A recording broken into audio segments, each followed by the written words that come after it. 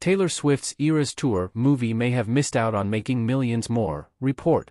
The movie that captured Taylor Swift's Eras Tour is expected to top the box office in its second week in theaters. Taylor Swift had a remarkably successful summer, with her Eras Tour bringing in billions of dollars.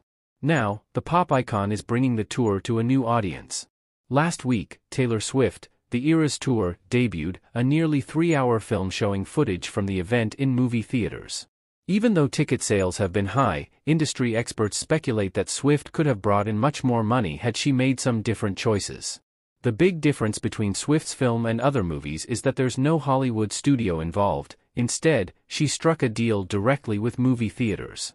This wasn't necessarily a bad move. According to Variety, the movie has already grossed $123 million worldwide, with The Hollywood Reporter noting it brought in $90 million domestically. It cost an estimated $15 million to make, and without a studio to take cuts, that's a pretty wide profit margin. The film took the top spot at the box office last weekend, and even with Martin Scorsese's highly anticipated Killers of the Flower Moon bowing this weekend, Eras Tour is still expected to hold firm at number 1. Notably, it's the highest-grossing concert film in U.S. history, and it's the second highest October debut.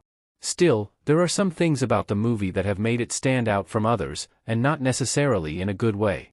One is that Swift has openly encouraged viewers to get out of their seats and dance and sing, something that's certainly not typical movie theater etiquette, and something that many more traditional moviegoers certainly won't appreciate. She's also listed ticket prices at $19.89 for adults, a reference to her 1989 album, and $13.13 for children and seniors. 13 is her favorite number.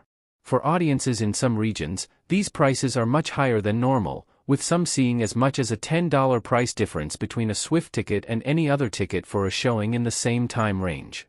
It's hard to balk at a $90 million opening, a studio executive told The Hollywood Reporter.